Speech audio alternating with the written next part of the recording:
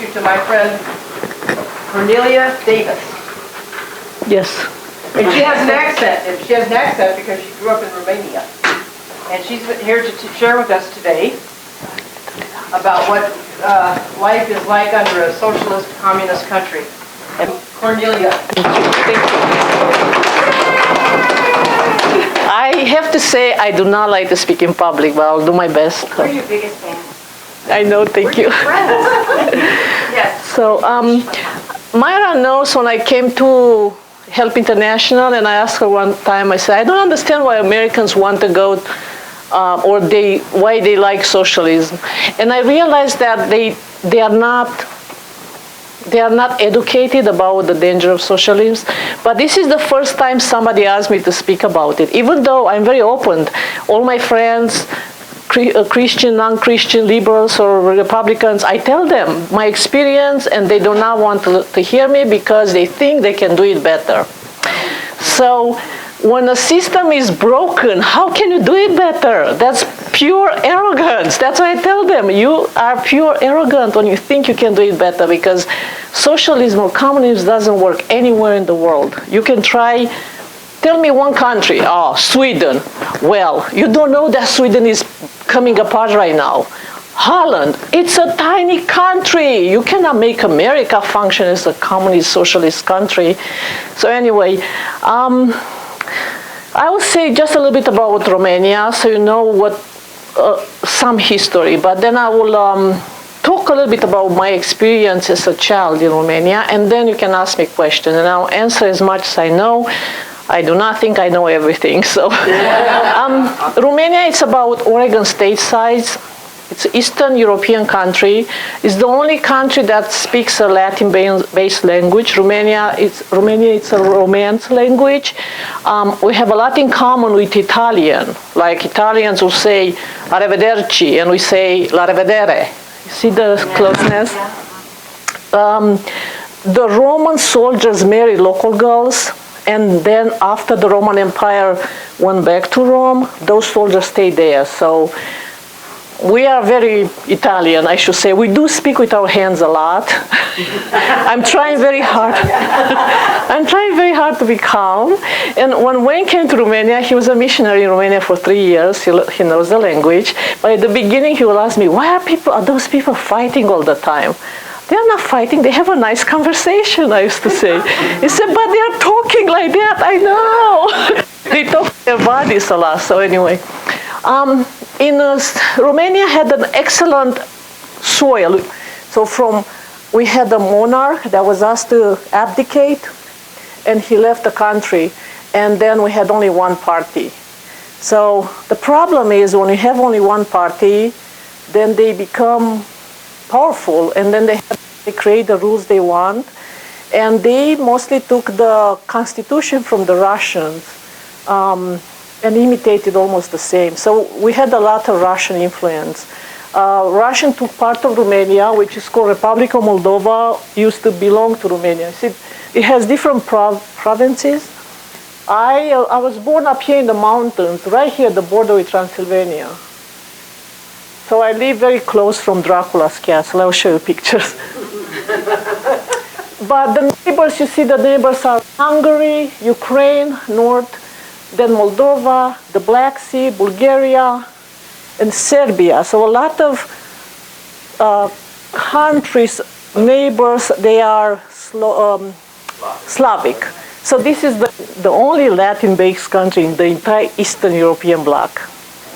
We had a monarch that was asked to abdicate, and he left the country, and then we had only one party. So the problem is when you have only one party, then they become powerful, and then they create the rules they want, and they mostly took the constitution from the Russians and imitated almost the same. So we had a lot of Russian influence. Russian took part of Romania, which is called Republic of Moldova, used to belong to Romania. See, it has different provinces. I was born up here in the mountains, right here at the border with Transylvania. So I live very close from Draculas Castle. I'll show you pictures. But the neighbors, you see, the neighbors are Hungary, Ukraine, North, then Moldova, the Black Sea, Bulgaria, and Serbia. So a lot of countries, neighbors, they are Slavic. So this is the only Latin-based country in the entire Eastern European bloc. We have a very musical language. We have a lot of influence from, let's say, from Ukraine, maybe, or Bulgaria, some words, Greece and Turkey, but Ottoman Empire. yeah, because of Ottoman Empire. But Of course, the Italians, the Romans, Romania. yeah. But Romania had two major issues in the history. They had the Muslims from the Ottoman Empire, and then they had the communist government. So we are a very traumatized little country. And the Nazis, yeah. So we are a very traumatized little country. If you meet Romanians that behave strangely, it's because they have a lot of history and trauma, okay? we learn about hardship. So in 48, the communist government was there from 48 to 89. In 89, we had a revolution. They started mild at the beginning. For example, religion was free, but then they decided we need to regulate all this. So they, churches became, how do you say, nationalized. So what they did, they nationalized education, healthcare, manufacturers, agriculture. So they decided that they don't care about the land, they want to industrialize the country. So they moved villages of people to the big cities. They had different industrialization, and they erased the villages. And they took the land, and people had to sign the property, the ownership to the state. And some people, they don't want to. They love the land. They love to work the land. So people were tortured. When I was a little girl, I remember asking people, older people, how? Because I was born during communism, so I didn't know anything from before, and I had a lot of questions. How was life before this big government took over? I'll ask all the people, and they'll say to me, yeah, they torture me in order to give up my land. One lady said, soldiers came like in the middle of the night, and they threw us out in the street with our children, with our pajamas on, nothing from the house. They took over the property because they wanted to use that building for a clinic or something. So they decided the way our very smart, what is his name that's very socialist in America? The wealth distribution. That was a wealth distribution. We take from the rich and we give to the poor. That was the way they did it. They took from the rich and they gave to the poor. But because there was no competition, nobody wanted to work. I remember there was a saying, they are maybe live to pay us and we maybe live to work for them. So by the time I was born and an adult, the country was coming apart. It was, the stores were empty. The 1980s. Yeah, because Ceausescu decided, I want to show you some pictures.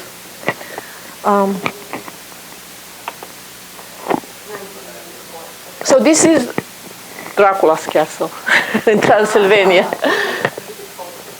In reality, Yeah. So this is a castle that we had a king. That's his castle, and he was, after his abdication, the government took over. So now it's a museum. It's a touristic attraction. Yeah. This is a palace. It's outside the Bucharest in the mountains. Sinaia, yeah. The nature there, the green, it's so green. Everything God created in this country, it's awesome. What the government did, destroyed everything. So those are more pictures. But this is Ceausescu's palace. He did some good things for the country. He did build the subway. And the time when he started to build the subway and he borrowed a lot of money from the World Bank, then he decided to build that monstrosity that you need a motorcycle to go through to visit that. It's so huge. Yeah. That was his palace. In order to make room for that, he had to erase like a lot of pure, old, beautiful architecture to build that. And by that, in the 80s, that's the reason we're starving. That's the reason our stores are empty. I mean, you guys freak out about toilet paper. We didn't even know what toilet paper is, okay? Well, it was a very... If you go to a doctor in Romania, back then, because everything was paid by the government, okay? Like some people here would like to create. So they had a budget, and by the end of the month, the budget was gone. So I go to the dentist, and I will hear, waiting in the waiting room, I will hear people screaming from inside. Oh. like they're tortured. And, you think, do you want to go there through pain, or you can lose your teeth? It was a struggle over there. They would not have money for the anesthesia or Novocaine. You had to buy your own. If you found it in a pharmacy, because sometimes they didn't have it, so you had to go to treatment with nothing. It was like you in America during Western movies when they had whiskey. Well, we didn't even have whiskey. We're just there being tortured. So hospitals were the same. They had a budget, and the doctors were paid normal, ordinary salaries. They didn't care to treat people better, so they wanted you to bribe them in order for them to treat you well. If you go to a doctor, in order to be treated, you have to give him something. So soap would be a good idea because we didn't find soap in the store. So you go there with a bar of soap and you give it to him. Or toilet paper would be another idea. But yeah, it was, I think I remember clearly the degradation. That's what I remember. You're humiliated everywhere you went. Nobody treated people like humans. We're numbers. So especially being a Christian in a country that has no respect for humans, being a Christian, you are the lowest on the lowest. So I grew up as a subculture all my life. And when I came here, I thought this is the land of the free, and I found myself being a subculture again. Like, I'm sick and tired of anybody put me in a closet. Everybody else is coming out. Don't dare put me in a closet. So I had to fight hard in prayer during Obama. You don't know how much spiritual warfare I did, because I could see the direction the country goes, and I was desperate. So I called out to God numerous times. When he decided to give us Trump, honestly, I didn't know him. I didn't really like him. But I trusted that God knows what he's doing. So I'm praying for this president like you cannot believe it. Because for this period in the history of America, it's only our hope for some transformation. Otherwise, we are going socialist. It is like an obsession all over the world. I noticed that. And so I found in Corinthians, I think it's Corinthians, 2 Corinthians verse 11, verse 14. It says that Satan himself, depending on the translation, some translations disguises, masquerades, transforms, or fashions himself as an angel of light. Socialism, it's an imitation of what God wants for us. And Satan is trying to steal from God all his good ideas. They promise you equality, and they give you humiliation, poverty. You have an example right now. You don't find paper or toilet paper. It's really humiliating to go to beg for those things or pay extra money. Religion, you have to worship the government. In school, the school also, it was brainwashing system, because they will tell you about how great the president is. So you have the picture of the president up there every day, and you had to stand up and say good things about him. He was our God, okay? I am grateful that I grew up in church, Because I learned from very early age that no, the government cannot provide for me, but the God can provide for me. But also, I have to say, I suffered tremendously for being a Christian there. At the workplace, in school, just because I belonged to a Christian family, they called me all kind of names. And my brother was sent to the labor camp in the military just because he belonged to a Christian family. He was not even a believer. But I had to pay the price. He came home with gray hair. He was 18 when he left. So I'm just saying that people suffer a lot just being Christians because they want... Okay, we had every 3 persons, one was an informant for the government. So we did not know who is the informant. So they created this untrust. We didn't trust each other. But during that time, I have to say that God was showing himself big. My parents lived out in the country. They had a tiny bitty piece of land. So they knew how to use that wisely. They had everything they needed, vegetables. They had 1 cow, 1 piglet, and a few chickens. So they had the necessities for the family. Well, the food was very rationed. And so we couldn't find flour, sugar, or other necessities in the store. But my parents' friends that lived in the city, they had the same number of children, 5. Over there they could find sugar and flour, but they couldn't find meat and cheese or milk. So I had to travel 6 hours by train with heavy loads of food to take to my parents' friends, and then they will send me back with what they found there. They did an exchange. And these women, I have to say that women saved their country. These women never stood down to say, let's calculate how much did you spend or how much did I spend. No, they're just sending food back and forth. For years I did that. I joined Campus Crusade for Christ, which is an American organization. They were the only ones that could come to Romania because they came as students to study, but they did evangelism on the ground, so I joined them. They were working in the big city in Bucharest, so I lived like, normally if you drive it's 2.5 hours, but because the transportation was broken, it took me 6 hours to travel by train. So I'll go for Bible study all the way to Bucharest and do some evangelism in the camp and go back to work 6 hours. So you still can do it. You still can do it no matter the circumstances. So when I came to America and I thought this is the land of the free, I was really very shocked to see how Christians are so indifferent about the political atmosphere.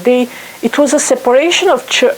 It's almost like the government told them, separation church and state, you are not allowed to be involved socially. And that really bothered me because I thought they don't realize this is not actually political, it's spiritual. And I could see the country going slow in that direction. And I told you earlier, I was desperate. I could not believe this country. I remember saying to God, you started this country. You cannot let this country go that way. Because you usually finish your work. And I was crying and crying. And he said to me, remember those kids that came to Romania for Campus Crusade for Christ? They were 18. They had to live in the same environment like we did, conditions. But they were American kids. He said, a lot of my people serve me overseas in atrocious conditions. I'm going to help this country because of them. So I could hear on YouTube a lot of Christians will talk about America deserves to be punished, and I didn't want to accept that. Yes, I know we are sinful. We know we have issues with gays and lesbians and all that, but those kids sacrifice their youth to be in Romania or other countries. So we deserve at least that. And God had mercy for us. So I am not going to give up on America. No way. Because where I'm going, I mean, everywhere in the world it's a disaster. So I'm not going to give up on this. And if you have any questions, gosh.